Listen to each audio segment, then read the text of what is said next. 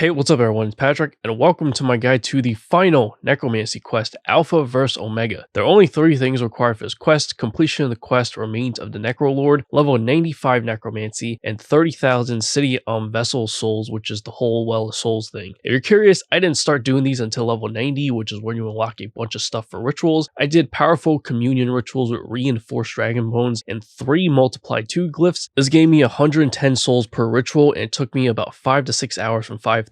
Besides that, so this quest only has 5 steps to it. 3 of those steps, you just talk to people. 2 of those, you fight Hermod, the Spirit of War, in story mode, which should be super easy for everyone at this point if you're able to do this quest. You also have to fight Rasial, the First Necromancer, a story mode version of him though, but he's still not that easy. That's probably going to be the hardest thing you have to do out of this entire series. This guide is mostly going to be about how to kill him. I'm not a good PvMer, but I did beat him, so if you are a good PvMer, that should actually provide some reassurance. With that said, I'm not going to teach you some crazy try-hard methods. I'm not the guy for that. However, if you just want to know a basic amount of information that's quick and easy to remember and will get you through a fight for this quest, that I can do. The items recommended here are just listing stuff that you need for combat. You can bring whatever you want. I was able to do this with tier 70 tank armor and tier 80 weapons. Then there's a section at the bottom with recommended abilities and incantations. You can set up your ability bar however you like. Like I said, I'm not a good PvMer. I'm still learning the skill like everyone else, so my setup is probably garbage anyways, but these are abilities I would say that you must have, although at the end of the day it's still a recommendation. Conjure Skeleton and Ghost are the ones where you summon a skeleton and ghost to help you fight. They require ectoplasm to summon. You should also have Blood Siphon. Reflect is a defense ability that requires a shield, which you keep in your inventory for now. Invoke Death requires all 4 necromancy runes, which will of course take up 4 inventory spaces. It is well worth it over carrying 4 pieces of food. I'll teach you how and when to use all this stuff during the fight.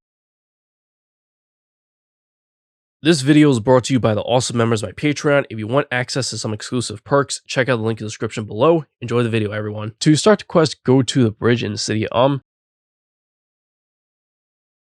speak to Rasial and accept the quest.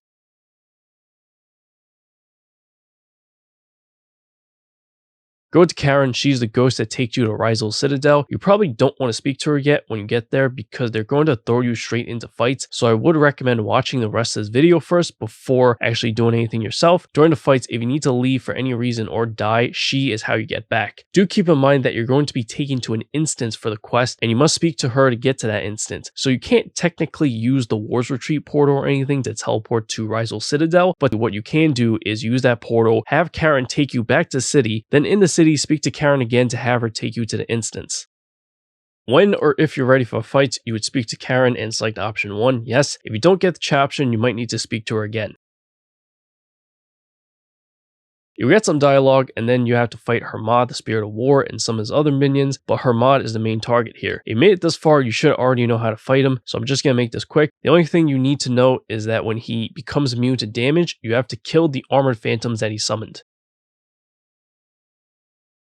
After defeating Hermod, you'll then have to fight Rasial. Alright, here's the fun part. If you need to leave at any point, you can teleport or go through the exit to the south. This is not a safe death. I would recommend using Soul Split. The main thing you want to do is stand within maybe 4, 5, 6 spaces away from him at all times. If you're too close or too far, he'll do his thing where he teleports around and it's annoying. The first thing you want to do is cast Invoke Death on him. You only need to cast it once during each fight, and it'll give him something called a death mark permanently for the rest of the fight. The description of this ability states it'll execute the mark for fatal damage if life points drop below 20%. Try to conjure Skeleton and Ghost as much as you can while using their command abilities to increase their power. Blood Siphon. He spawns a bunch of minions during the fight, so you probably want more abilities in general that target multiple enemies, but Blood Siphon is especially good because it'll siphon HP from the enemies around you, meaning his minions, then use that power to launch one powerful attack at him. If you use this in combination with Soul Split, you can actually get a very significant portion of your HP back as well. Occasionally, he'll spawn a line of these ghosts that can hit you for 5k typeless damage if they get to you. You can avoid that damage by simply running through them. It's like the Queen Black Dragon's Firewall. Phase 4 is where you're going to have the most trouble. He'll teleport to where the throne area is or whatever, and he'll stay there the entire time. He casts these lightning strikes everywhere that can hit you for a lot, and there's no way to completely avoid them. You can, however, avoid a lot of them simply by running back and forth, but you still have to try to hit him while doing this, so that's what makes it tricky. You also have to stand close to him to even deal any damage, so don't go running to to the other side of the room. The best strategy here is honestly try to kill him as quickly as possible to reduce the abuse that you have to take from lightning, which will burn through your food. As the phase starts, I would recommend activating the reflect ability, which is a threshold defense ability that requires you to wield a shield, so make sure you do that and have the adrenaline for it as well. For 10 seconds, you can reduce your damage taken by 50% and reflect the reduced damage back at him. Conjuring the skeleton and ghost helps here a lot too, as they're not affected by lightning, but you can't fully rely on them. Look at this clip I got though. With the game on the line, one food. Iggy or Curry? Of everyone on Golden State, open shot, fate of the universe on the line, or the Martians have the death beam pointed at Earth, you better hit it. I want Iguodala.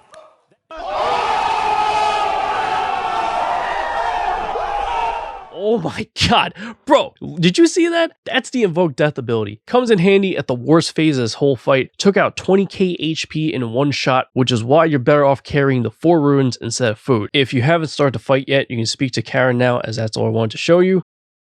After the fight, go to Death in the middle of the city of Speak to Death. Hope you found this video helpful. If you did, remember to like the video, subscribe to the channel, hit that notification bell for future videos to come if you haven't already. There are also links in the description below for my Patreon, donation link, Twitter, and Discord where you can interact with me. Donations can also be directly made through YouTube now. Thanks option near like button below video. Catch you later. Peace.